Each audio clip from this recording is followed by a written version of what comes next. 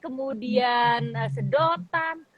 Kok ini banyak kan ya jajanan-jajanan yang biasa kita ambil, kita pesan dari rumah gitu. Makanya aku pikir kayaknya bisa dilakukan dari rumah nih, bisa dikurangi sampah-sampah ini nih gitu. Ya udah, setelah aku balik dari traveling, aku coba terapin di rumah, dan berapa kali juga melakukan pemilahan sampah itu pasti melakukan kesalahan lah, salah masukin atau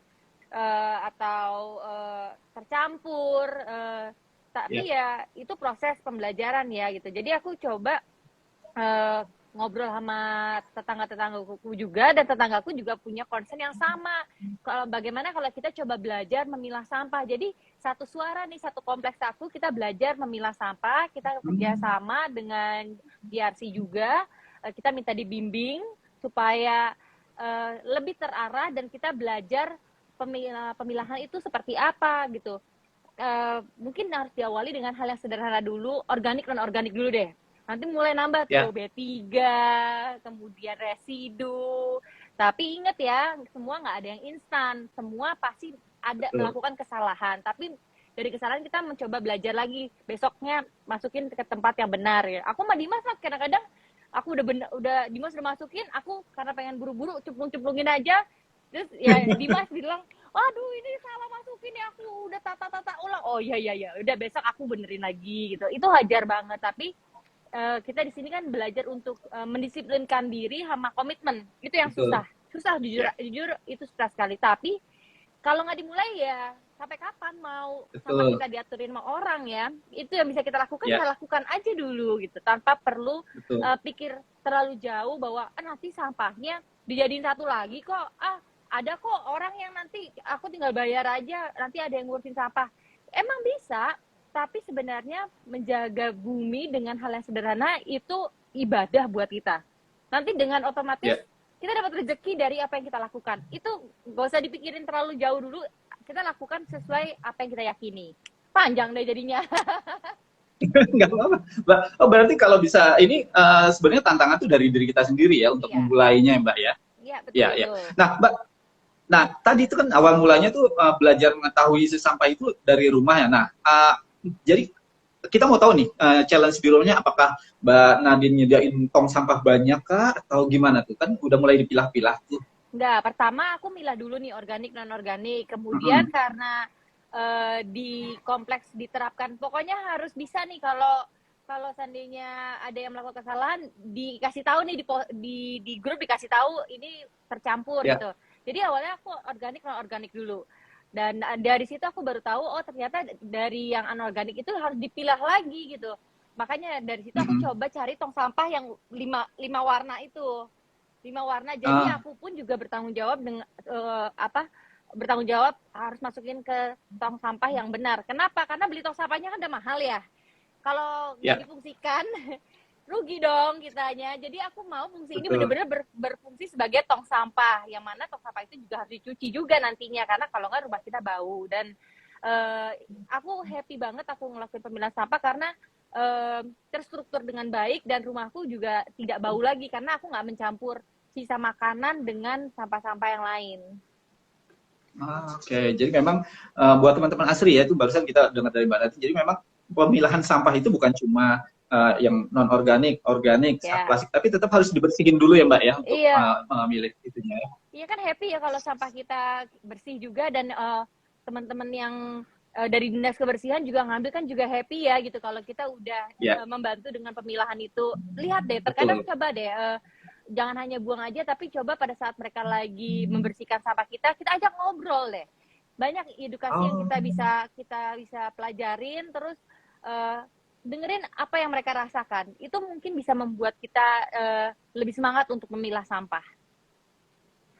Nah ini dia satu lagi ya, yang kita dapat dari Mbak Nadine, empati kita ya. Jadi gimana kita bisa merasakan juga susahnya si mamang-mamang itu, mamang bapak-bapak ya, untuk memilah-milah. Tapi kalau udah kita bantu dari rumah ya, insya Allah bakal semuanya jadi lebih lancar ya. Makasih Mbak Nadine. Mbak Nadine, satu lagi nih. Tadi kan Mbak Nadine sempat bilang di awal-awal nih, waktu kita dimulai reuse ya, menggunakan kembali barang-barang itu. Apa aja tuh Mbak kegiatannya? Apa mungkin barangnya seperti apa? Terus apa aja yang di reuse contohnya? Kalau ada contohnya nggak Iya, apa-apa, kita ada mau lihat. contohnya tapi di atas. Jadi kalau dicek di Instagram aku mungkin teman-teman udah familiar ya. Waktu itu aku bikin kalung dari Oh, manik-manik dari gelang-gelang yang udah lama aku nggak pakai. Aku bikin kalung choker sendiri karena kan zaman zaman pandemi kan semua online ya. Jadi kan cuma segini aja. Jadi aku coba menghiasi area sini aja nih. Salah satunya aku bikin choker. Kemudian eh, dari baju-baju kutungan aku jadiin tas. Jadi kutungannya di bagian bawahnya aku ikat-ikat semua itu jadi tas gitu. Karena kan kita harus bawa tas sendiri kan kalau mau belanja gitu. Apalagi ya, mungkin ya harus dicek di Instagram kayak aku itu kayak itu tuh lumayan. Mbak. Makanya Dulu kan kita ada kayak plastik kresek gitu, tempat makanan yang tin wall kayak gitu tuh diapain tuh sama Mbak nah, Nadi? itu aku simpan semua. Kenapa? Karena salah satunya aku pakai kembali kalau aku lagi bawa makanan yang cuman sekedar ke rumah keluarga itu pasti aku pakai lagi. Itu pertama. Kedua, Ah, karena aku main pertanaman itu menjadi tempat bibit-bibitan yang sangat baik gitu. oh, Jadi iya aku iya. suka tanam ulang gitu. Aku biasanya pakai tempat-tempat seperti itu. Terus apalagi ya? Ya jadi salah satunya tempat kompos Ya. juga sih. Tempat kompos aku di rumah ngelakuin pengkomposan dan Heeh. sisa-sisa makanan aku taruh ke box-box yang sudah terpakai pada saat itu ya Ya. dipakai lagi untuk pengomposan. Jadi sisa makanannya aku taruh di situ, aku masukin freezer. Pada saat pengadukan aku keluarin dulu sebelum itu sisa makanannya mencair. Supaya nggak beku, Ya. bukan mencair. Betul. Ya, ya jadi itu ya teman-temannya salah satu yang Mbak Nadine lakukan adalah recycle, reuse juga dan ngasih second life ya Mbak ya buat barang-barang yang harusnya Iya. mungkin udah dibuang tapi sama Mbak Nadine dikasih nyawa lagi, Iya, dipergunakan kembali. sayang soalnya. Mbak Nadine, pertanyaan yang terakhir nih, tapi bukan terakhir maksudnya nanti kita Iya. ke Mas Riko sebentar. Loncat ke Nah, sini Mbak, dulu nih, loncat. nanti abis ini kita ke Mas Riko. Mbak, tolong di-spill dong Mbak ke teman-teman Asri mengenai tips-tips yang Mbak Nadine biasa implementasikan gitu, sampai bisa punya pola hidup untuk pilah sampah seperti sekarang ini. Tipsnya tuh gimana sih? Pasti kan Tipsnya, awal-awalnya susah ya. iya memang apalagi tentang lingkungan kayaknya aduh berat banget sih. Tapi eh, Ya, yang pertama harus dilakukan adalah mencoba melangkah. Pilihlah dari semua isu nih, dari semua isu pilihlah yang paling sederhana yang bisa kita terapin dalam rumah dan terapin pada diri sendiri. Kalau yang ngikutin komunitas itu memberatkan buat kita dalam arti waktunya nggak ada, terus kayaknya ribet banget gitu ya. Mungkin bisa dilakukan hal sederhana seperti pada saat kita lagi traveling atau keluar rumah aja deh, keluar rumah kita beli makanan yang ada bungkusnya, ingat plastiknya ya. jangan dibuang sembarangan aja, dimasukin ke dalam kantong lagi. Itu mungkin bisa maksudnya ke tas kita atau ke bungkus permen karet ke kantong celana, taruh dulu sampai terkumpul. Itu udah cukup membantu. Nanti lama-lama di-upgrade tuh, cari tantangan yang berikutnya. Jadi yang pertama dilakukan adalah memilih yang paling memungkinkan kita bisa menerapkan dalam hidup kita. Nggak usah ikutin semua yang udah, contohnya mungkin aku udah pernah lakuin, aku harus kayak Nadine semua. Nggak bisa. Pilihlah salah satu dulu, kemudian itu selesaikan, baru pindah ke yang berikutnya. Kalau udah yang berikutnya selesai, berikutnya lagi. Nanti di step berikutnya adalah udah di situasi kita mau mengajak orang. Sekarang pertama mengajak diri sendiri dulu, yang kedua mengajak orang. Habis mengajak orang mungkin bisa bikin yayasan atau bikin komunitas gitu. Itu yang kulakukan pada Sea Soldier. Jadi satu persatu diselesaikan baru ke berikutnya. Karena tangan kita kan cuma dua ya, nggak mungkin kita kerjain semuanya. Ya. Satu persatu dan dimulai dari hal-hal yang kecil dulu ya Mbak ya. Dan dari lingkungan yang kecil dulu di rumah. Oke. Mbak Nadine, terima kasih. Nanti kita balik lagi. Nah, sekarang kita ke Mas Niko nih ya. Makasih banget Mbak Nadine tadi udah sharing mengenai memilah sampah di rumah. Nah, sekarang nih yang jadi pertanyaannya, kalau udah dipilah di rumah nih Mbak Nadine tadi udah yang non-organik, organik, plastik, dan kertas, dan lain-lain. Terus gimana?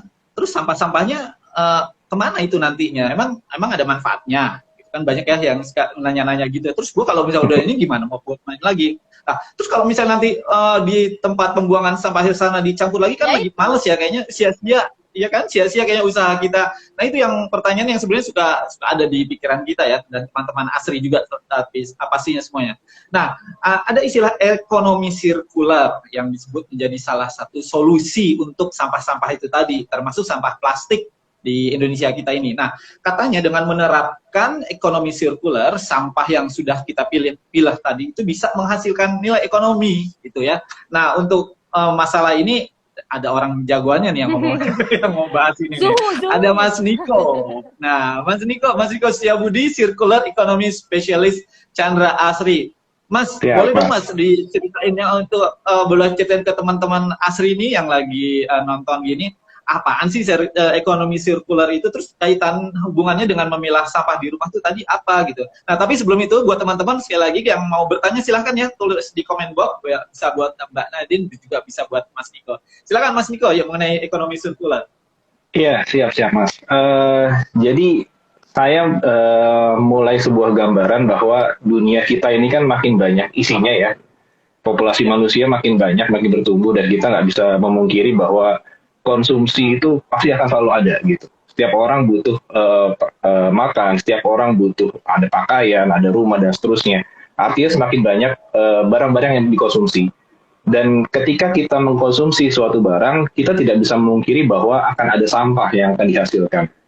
Nah, kalau kita berkaca pada sistem yang ada sekarang, setiap sampah yang sudah selesai digunakan oleh kita, orang gitu ya, atau masyarakat, itu kan dibuang begitu saja gitu ya. Sehingga pada akhirnya menumpuk di TPA. Nah, itu kita kenal sebagai konsep linear ekonomi, di mana semuanya berjalan secara linear saja, dan sehingga pada akhirnya wajar akan semakin banyak lahan yang kita butuhkan untuk menjadi TPA. Nah, makanya jangan heran Bantar Gebang kok udah overload di beberapa daerah, bahkan sudah ada yang longsor dan seterusnya. Karena memang kita masih menganut sistem linear. Nah, untuk bisa menghindari hal itu, kita perlu menerapkan sistem yang baru, Mas. Nah, itu yang kita sebut sebagai ekonomi sirkular. Intinya adalah kita ingin coba mengubah dari yang linear tadi menjadi sirkular supaya barang-barang yang telah digunakan ini bisa dimanfaatkan kembali. Karena pada dasarnya setiap barang, kita nggak berbicara satu atau dua barang semuanya, organik, plastik, kertas, karet, dan seterusnya. Ketika kita sudah bisa pilah secara baik, itu tentunya bisa kita gunakan kembali untuk menjadi barang yang baru.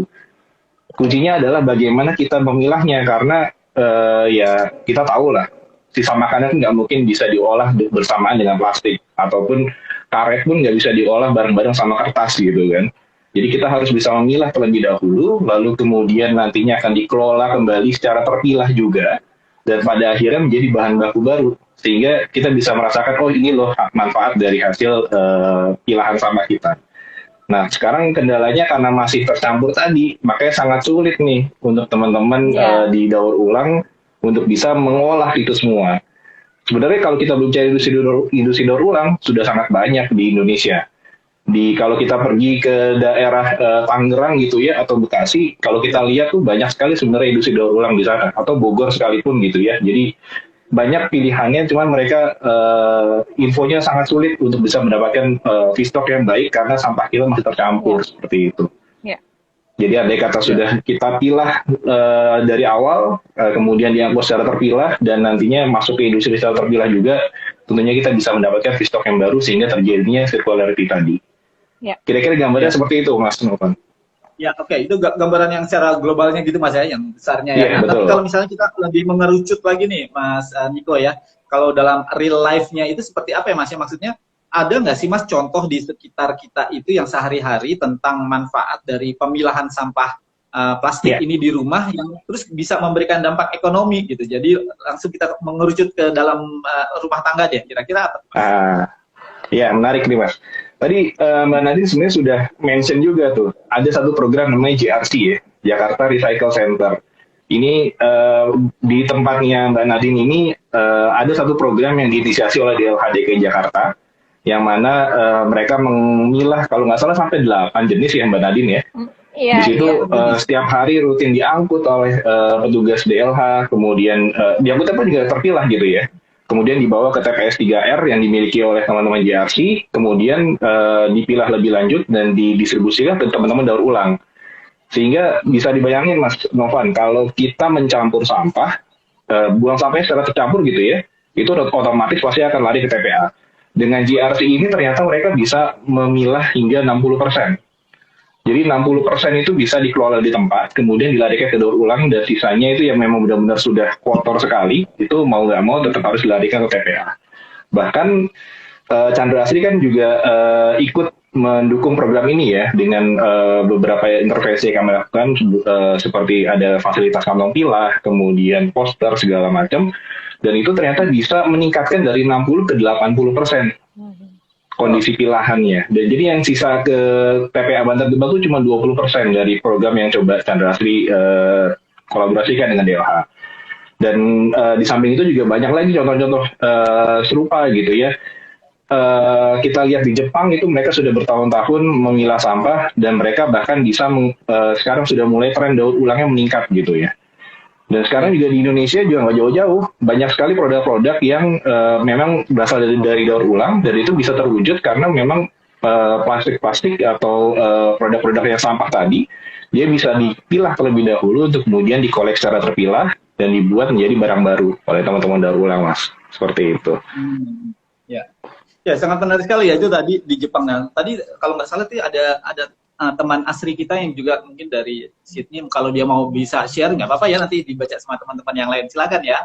Nah tadi Mas Niko ngobrol mengenai Jakarta Recycle Center ya, JRC ya, tadi juga yang Mbak Nadine kalau nggak salah juga kan ikut gabung ya Mbak ya. Iya, kompleks kita yang pakai JRC, kita dibimbing sama JRC. Boleh dong Mbak ceritain sedikit mengenai pengalaman nanti sebelum kita ke Mas Niko lagi nih, mumpung lagi ngobrolin Jakarta Recycle Center. Boleh share sedikit Pak mengenai pengalaman Mbak Nadine dalam JRC itu? Iya, Jakarta Recycle Center ini dia sangat membuat pemilahan sampah ini menjadi lebih simpel ya, lebih masuk akal gitu ya. Terkadang kan banyak guidance-nya yang terlalu kata-katanya ajaib gitu ya, dalam arti sulit untuk dipahami. Nah, JRC ini membuat aku menjadi kayak aku semangat untuk memilah sampah. Nah, bisa kita lihat dengan banyaknya gambar-gambar yang menarik yang untuk dipilah. Jadi kategori organik di mana, B3 apa gitu. Terus per kategori itu dibuat singkat, jelas, padat. Apalagi kalau baca kayak gitu kan seliwet aja. Seliwet apa ya? Maksudnya numpang lewat gitu ya. Ini bisa dari seliwet bisa mundur lagi ngelihat karena gambar dan penggunaan kata-kata yang mudah dipahami itu. Jadi aku sama Dimas kita antusias untuk mencoba terus. Jadi kalau ragu mau taruh di mana, kita lihat dulu intip contekannya, karena itu aku tempel di kulkas, habis itu baru aku taruh lagi gitu. Jadi semakin kayak games gitu loh. Itu mungkin bisa kalau di browsing ada ya banyak gitu ya. Mungkin bisa dicoba gitu teman-teman. Kalau saya bingung ini masuk kategori mana, mungkin dengan browsing terus di print dulu atau masukin di handphone, itu udah bisa jadi challenging buat kita sendiri gitu, bahwa ternyata milah tuh seru juga kok kalau dibuat fun, karena orang mikir lingkungan tuh berat. Enggak, lingkungan itu harusnya dibuat fun dan coba diterapin ya. Cari sisi funnya kok. Nggak mungkin lah kita punya masalah yang berat-berat. Betul ya. Kalau kita bisa membuat itu menjadi sesuatu yang fun, pastinya kita juga nggak akan merasa terpaksa ya Mbak untuk ngelakuin itu semua ya. Iya, betul. Tidak terbebani, ya. Oke, makasih Mbak Nadine untuk pengalamannya di JRC. Kita balik lagi ke Mas Niko sebentar ya Mbak Nadine ya. Mas Niko, tadi kan kita lagi berbicara mengenai ekonomi sirkuler nih. Nah sekarang boleh dong Mas, spill lagi ke kita nih, yang udah dilakukan Chandra Asri itu apa Mas? Dan dampak positifnya itu mengenai sirkuler ini terhadap Indonesia apa Mas? Iya, jadi Mas Novan, kami juga coba buat sebuah pilot project ya di Cilegon, karena kebetulan kan pabrik Chandra Asri ini posisi di Cilegon ya, jadi kami tentunya harus beberes dulu lah halaman kami gitu ya. Jadi kami buat satu project bernama End-to-End Plastic Waste Management. Di situ kami membina satu kelompok masyarakat, namanya KSM Sehati Maju Bersama. Kita siapkan di sana untuk bisa mengumpulkan sampah plastik dari warga. Jadi kami siapkan satu fasilitas namanya IPSTA Sari, Industri Pengolahan Sampah Terpadu atasi sampah kelola mandiri. Jadi di sana tim KSM yang bertugas itu beroperasi tiap hari keliling rumah yang ada di sekitar sana untuk ngambil sampah plastiknya. Dan kemudian hasil sampah plastik yang telah dikumpulkan, dia dipilah lebih lanjut untuk bisa dikategorikan mana yang bernilai tinggi, bernilai rendah, dan residu. Nah, yang bernilai tinggi itu akan dilarikan ke daur ulang, dan kemudian yang bernilai rendah, kami siapkan satu teknologi bernama pirolisis. Nah, pirolisis ini bisa mengubah plastik menjadi minyak BBM ya. BBM dengan kategori minyak tanah, bensin, maupun solar. Nah, karena prinsipnya si plastik sendiri kan berasal dari minyak bumi,